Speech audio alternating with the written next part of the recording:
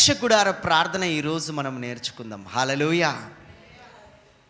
First ప్రార్థనలోకి వెళ్ళగానే నువ్వేం చేయాలి అని అంటే, సిలువలో బలి అయిన వధించబడిన దేవుని గొర్రెపిల్లను నువ్వు గుర్తు చేసుకుని ఆయన వైపు చూడాలి.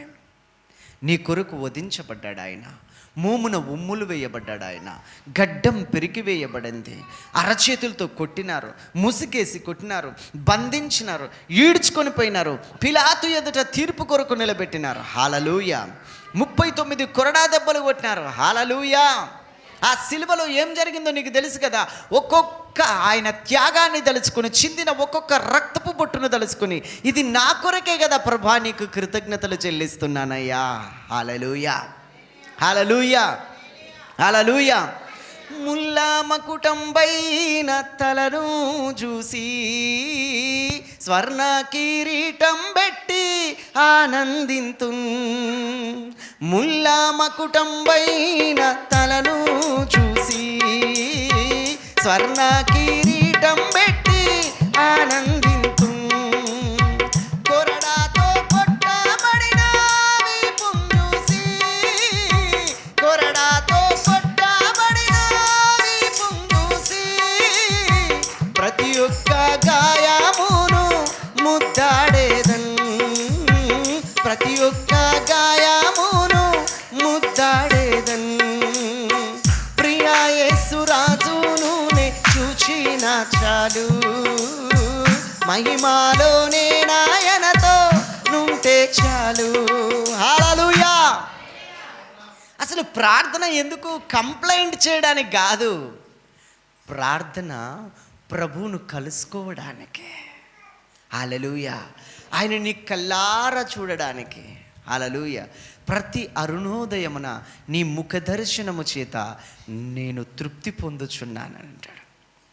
ఏం చేస్తున్నాడంటే, ప్రతి అరుణోదయమున ఆయన ముఖ దర్శనము చేత. మోషే అంటాడు, నీ ముఖకాంతిలో మా రహస్య పాపాలు కనబడుతున్నాయ్యా. దేవునికి స్తోత్రం. యెషయా అంటాడు, దేవుణ్ణి కన్నులారా చూసి, అయ్యో నేను అపవిత్రమైన పెదవులు గల వాడను, అపవిత్రమైన పెదవులు గల ప్రజల మధ్య నివసించుచున్నవాడను, అయ్యో నేను నశించి తిని. హల్లెలూయా.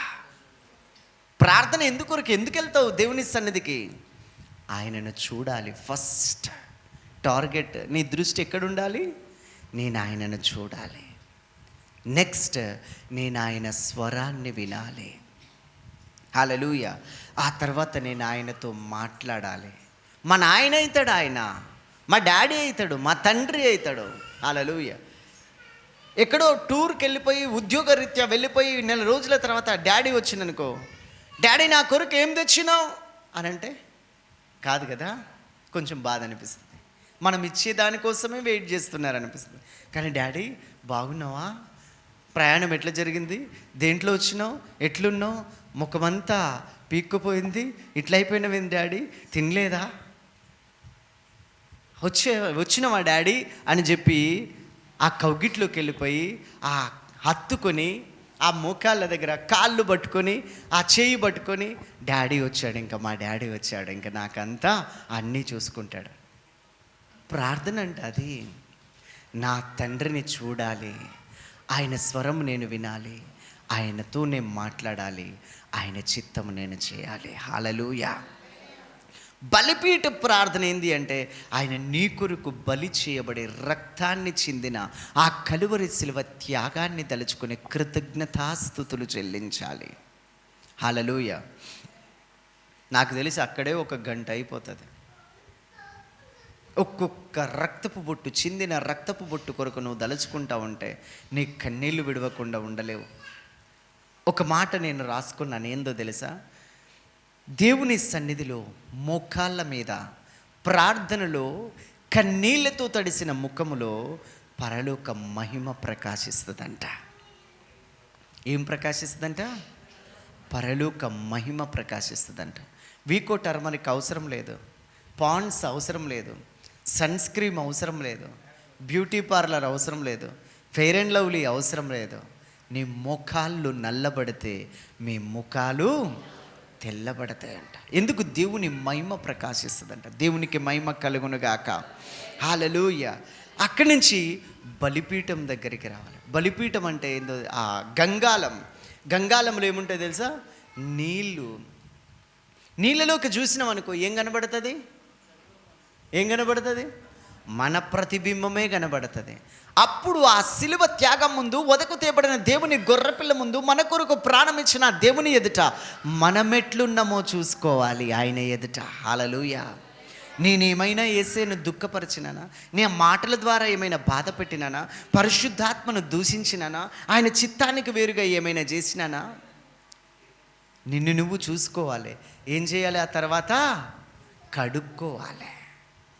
ఆ యాజకుడు కడుక్కున్నాడు. కాళ్ళకు చేతుల కంటిన రక్తాన్ని, కాళ్ళ కంటిన మట్టిని కడుక్కున్నాడు.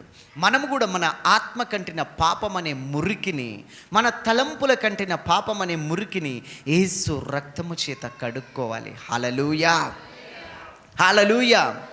వాక్యపు వెలుగులో మన జీవితాన్ని సరి చేసుకోవాలి. వాక్యం అనే ఉదక స్నానము చేత మనల్ని కడుక్కోవాలి. దేవునికి మహిమ కలుగునుగాక. అది దాటిన తర్వాత పరిశుద్ధ స్థలములోనికి వెళ్ళాలి.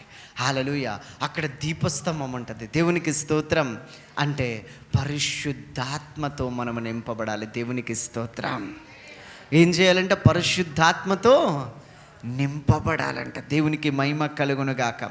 ఎప్పుడైతే నువ్వు పరిశుద్ధ స్థలంలోనికి వెళ్ళి ఆ దీపస్తంభం మీదకి వెళ్ళినావో, ఆ పక్కనే ధూపవేదిక ఉంటుంది. ధూపవేదిక అంటే దేవుని స్తుతించడం మొదలు పెట్టాలి. హల్లెలూయా. రాజుల రాజ్యానికి స్తోత్రం, ప్రభువుల ప్రభువానికి స్తోత్రం, పరిశుద్ధుడానికి స్తోత్రం, మహోన్నతుడానికి స్తోత్రం. ఒక ఉదాహరణ చెప్పనా?